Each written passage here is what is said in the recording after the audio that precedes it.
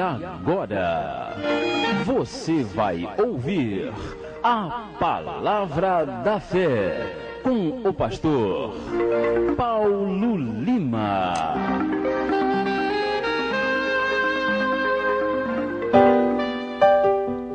Bem, irmãos, nesse momento nós passamos para a Palavra de Deus, a Palavra da Fé, nesta manhã do dia 30 de março de 2009, é uma segunda-feira. Abra a sua Bíblia no livro do Apocalipse, capítulo 7. Nesta manhã o tema da nossa mensagem é Apocalipse 7 e o título, Estudo do Apocalipse, parte 14. Estudo do Apocalipse, parte 14, nesta manhã em que nós estamos aqui nessa sequência no Apocalipse, nós estamos aprendendo e estudando, e Deus cada dia vai nos abrir mais e mais o entendimento, e principalmente você que tem dúvidas e quer aprender a respeito desse livro e desta revelação. Apocalipse capítulo 7, a partir do versículo 9 nesta manhã, diz assim: Depois destas coisas olhei, e eis aqui uma multidão, a qual ninguém podia contar, de todas as nações e tribos e povos e línguas que estavam diante do trono e perante o Cordeiro, trajando vestidos brancos e com palmas nas suas mãos, e clamavam com grande voz, dizendo: Salvação ao nosso Deus, que está sentado no trono, e ao Cordeiro. Até aqui, por enquanto, em nome de Jesus. Bem, nesta manhã, nós estamos aí na sequência.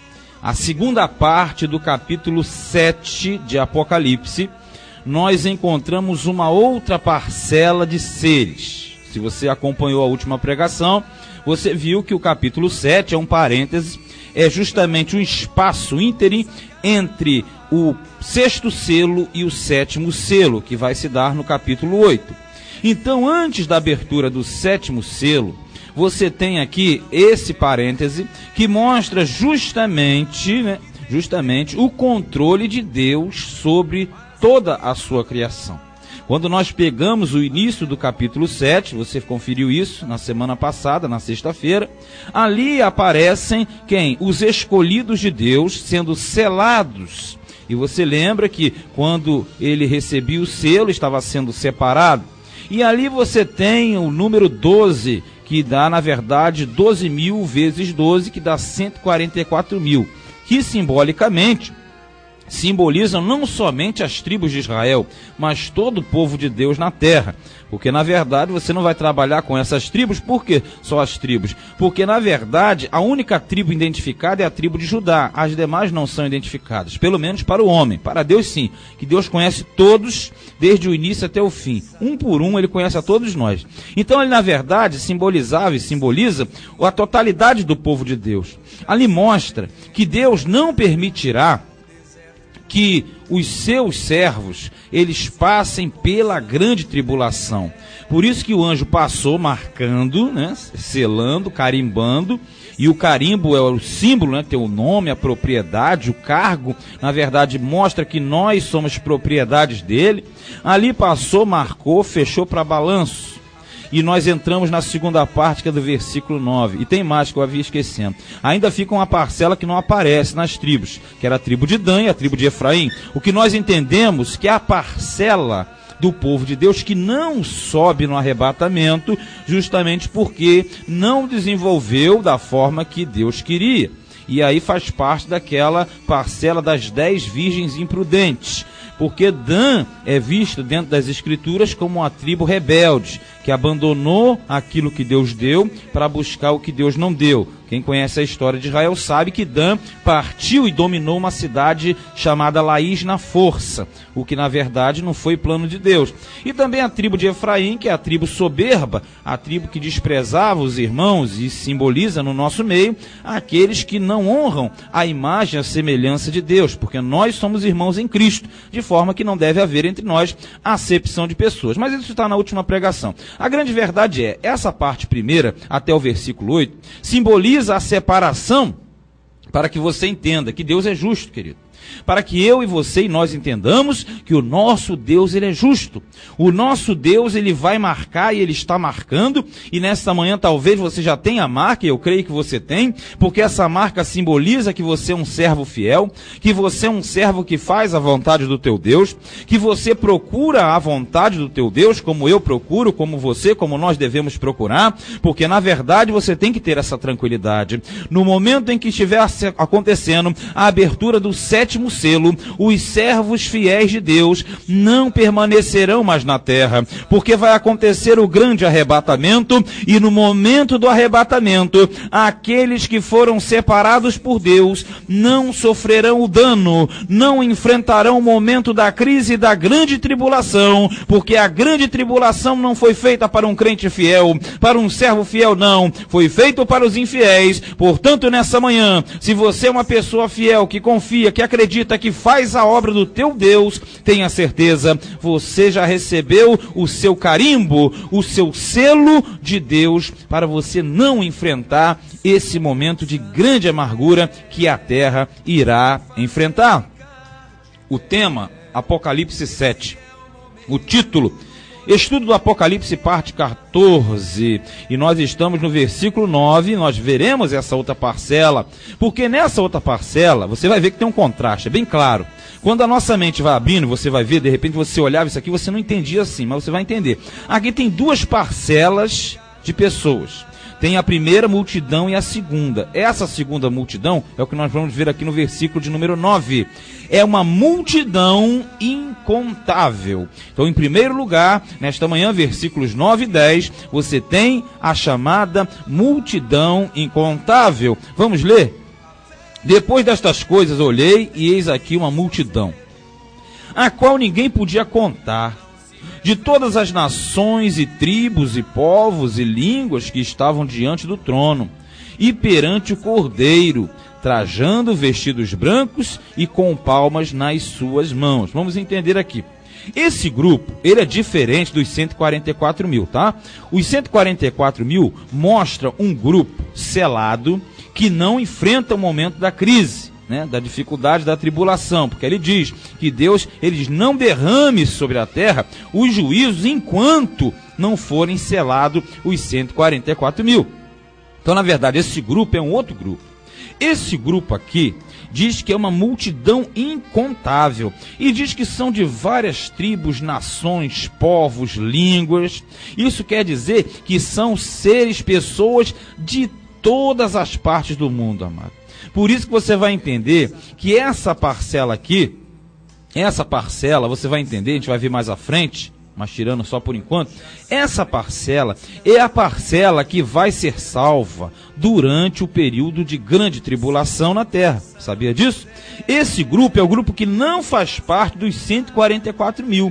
Por isso que fala que tem gente ali de toda nação, povo, língua, tribo, quer dizer, gente de todo o mundo. Essa multidão incontável, você verifica aqui, aparece vestida diante do Cordeiro, diante do trono, porque vamos entender, você tem uma visão do céu e uma visão da terra. Sempre você sobe e desce. Quando aparece a visão do céu, aparece Deus como Todo-Poderoso, o Deus Criador.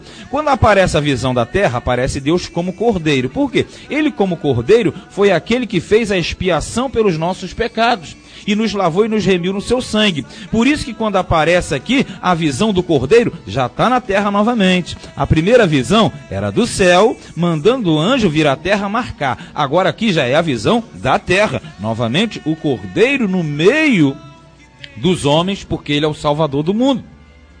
Ali diz que eles estavam perante o Cordeiro, trajando vestidos brancos. A gente já falou aqui várias vezes, vestido quer dizer posição, quer dizer qualificação, quer dizer representação. E aqui parece, pelo que você entende, que junto às outras passagens, nós já vimos no capítulo 3:5, nós já vimos no capítulo 6, versículo 11, nós já vimos algumas passagens que sempre aparecem pessoas com vestes brancas. Por que isso? Porque você tem vários períodos.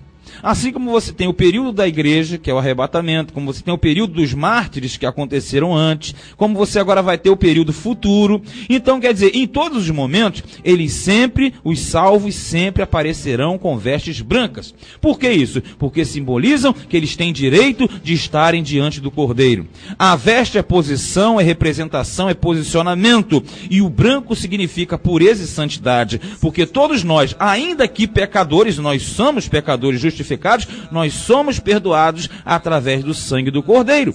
Por isso que nós somos apresentados para Deus com vestes brancas, vestes que simbolizam a santificação, a purificação, a separação. E diz mais, com palmas nas suas mãos. As palmas são grandes ramos que as pessoas na antiguidade saudavam os reis quando entravam e vinham em triunfo da guerra. Lembra de Jesus quando entrou em Jerusalém? Ali todos estavam com aquelas palmas na mão, aquelas folhas grandes, fazendo uma adoração e uma adoração e um júbilo pela entrada de Jesus. Lembra disso? Quando ele entrou em Jerusalém? Pois aqui não é diferente. Essas palmas significam a adoração e a reverência ao Rei dos Reis, ao Rei dos Reis e o Senhor dos Senhores, porque Ele é o vitorioso, Ele venceu todas as coisas e é por isso que esses aqui o adoram. Eles o adoram porque eles ainda, no momento da grande tribulação, eles alcançarão a sua salvação pelo testemunho do Cordeiro, pelo testemunho de Jesus, porque eles ainda estarão entendendo que não haverá outra saída se não for entregar a sua vida a Cristo. Sim, no momento que a crise vier, no momento em que a tribulação vier, aqueles que não deram ouvidos a Jesus no período da graça, no ministério do Espírito Santo, eles terão que se entregar a Cristo, porque é a única solução e a única saída e a única maneira de não enfrentarem justamente o juízo do grande trono branco. Mas saiba de uma coisa, aqui diz no 10, e eles clamavam com grande voz dizendo, salvação ao nosso Deus que está sentado no trono e ao Cordeiro. Perceba, eles fazem uma adoração ao que está em cima no trono e ao que está embaixo, porque na verdade quem está em cima no trono é o Deus Todo-Poderoso, mas que na terra,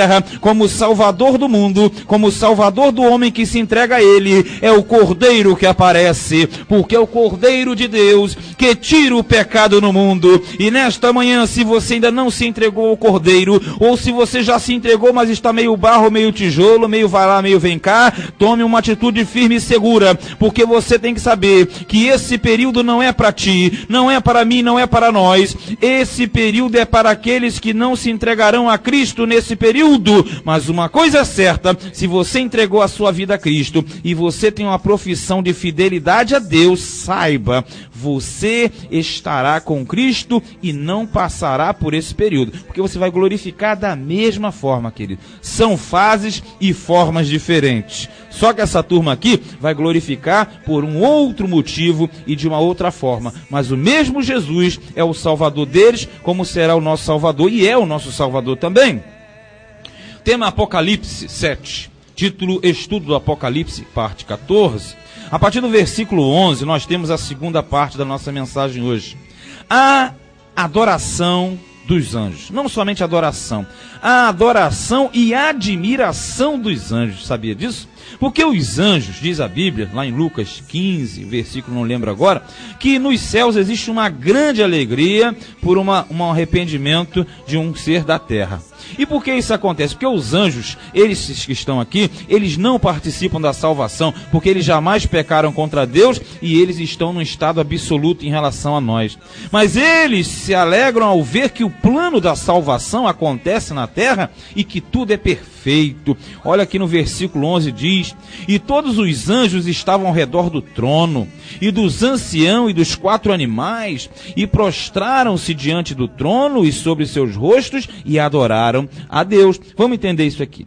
Ali diz que os anjos, ou seja, a corte celestial, são miríades de anjos, são incontáveis, eles estão ao redor, olha só, do trono, porque junto ao trono você tem os anciãos, lembra? Os 24 anciãos que simbolizam as 2 alianças, a antiga e a nova. Você tem os 4 animais, lembra dos 4 animais? Que simbolizam os seres viventes e as suas formas. E eles prostravam-se diante do trono e sobre os seus rostos e adoravam a Deus. Então essa adoração, veja bem, é diferente. Existe uma adoração daqueles que são homens, que alcançam a salvação, como nós já vimos, existem parcelas, nós já falamos de alguns grupos, porque são fases diferentes. Mas aqui, os anjos, eles ficam admirados, porque eles veem todo aquele projeto e aquele plano acontecendo, e isso, meu querido, está para acontecer sim, mas já acontece através da história da humanidade, porque assim como foi no passado, também é hoje, será no futuro, porque na verdade é que diz que eles se prostraram e adoraram a Deus, dizendo no versículo 12, amém. O que é o amém? Assim seja. E eles dizem louvor e glória, e sabedoria, e ação de graças, e honra, e poder, e força ao nosso Deus, para todo sempre. Amém. Olha só, nós já vimos isso em outras passagens.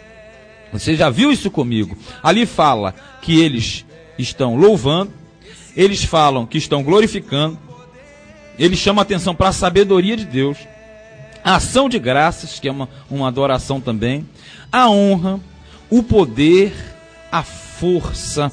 Quer dizer, você tem vários atributos de adoração a Deus. Meu amado, nessa manhã, os anjos, eles se admiram.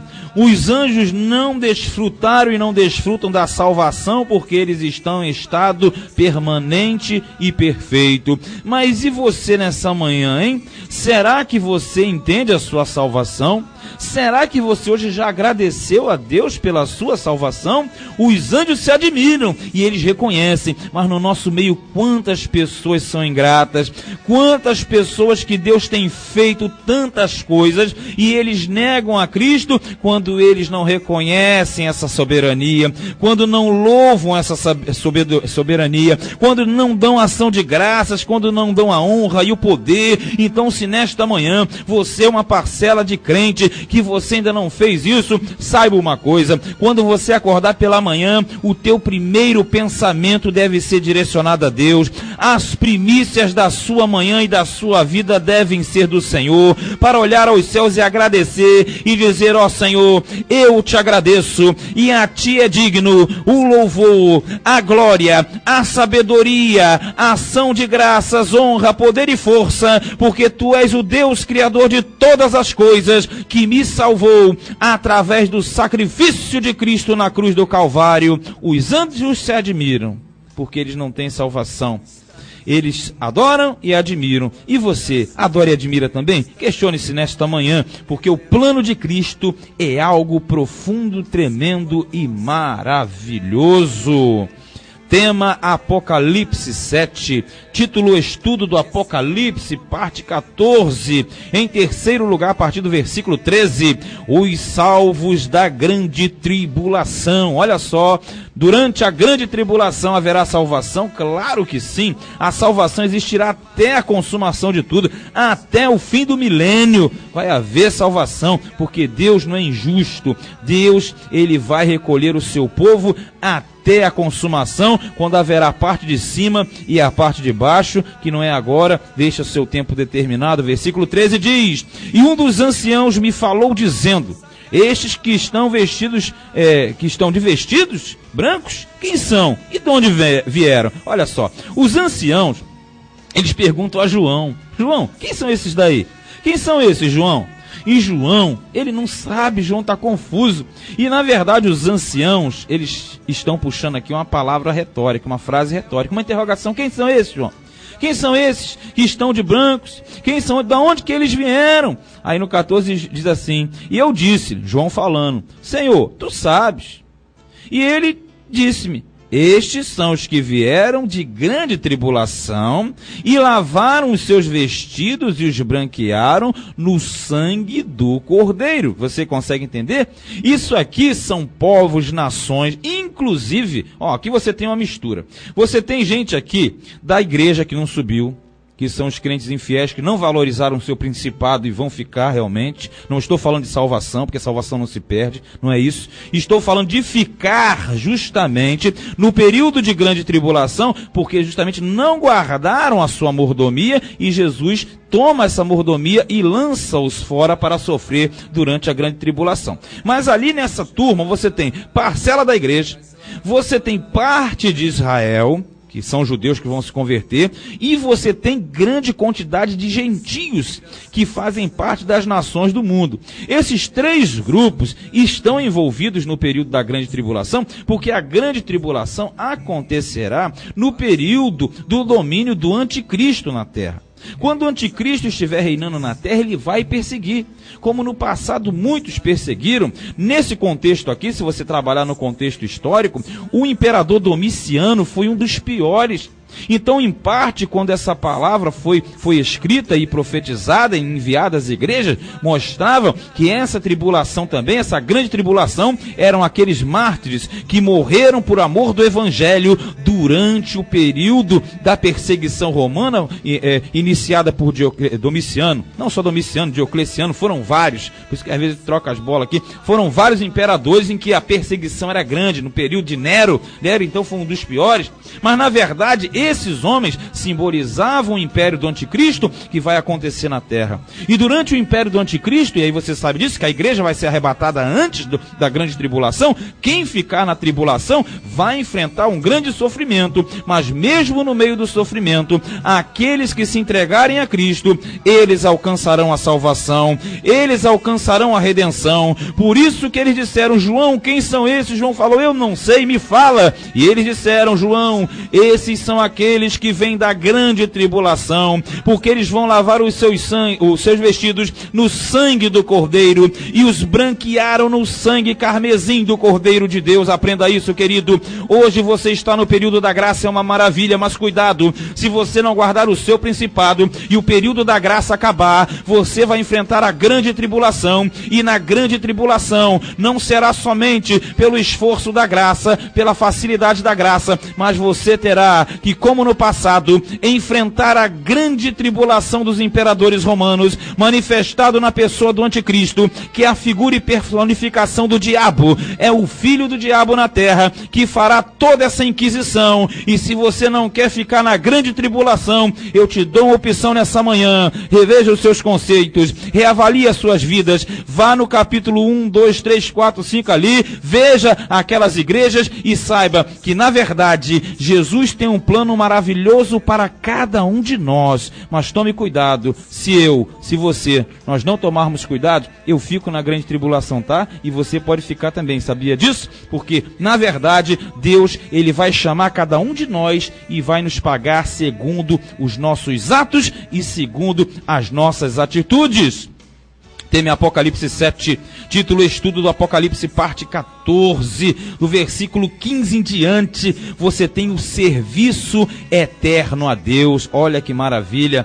Depois de tudo isso, mostra que haverá uma eternidade de glória junto com o Cordeiro. Olha que maravilha no versículo de número 15. Por isso estarão diante do trono de Deus e o servem de dia e de noite no seu templo. Assim será comigo e com você. Nós serviremos de dia e de noite no templo, e aquele que está sentado sobre o trono os cobrirá com a sua sombra. Olha, querido, isso é maravilhoso. Deus, ele te protege hoje, mas Deus estará te protegendo por toda a eternidade. Nós teremos o ministério eterno ao lado dele, tanto nós que subiremos no arrebatamento, como aqueles que serão resgatados durante o período de grande tribulação, formarão um só grupo, e diz que com a sua sombra ele cobrirá. E você lembra que no Salmo 91 diz que aquele que habita no esconderijo do Altíssimo, a sombra do Onipotente descansará. Hoje nós descansamos na terra, mas um dia você descansará lá em cima no céu, na eternidade.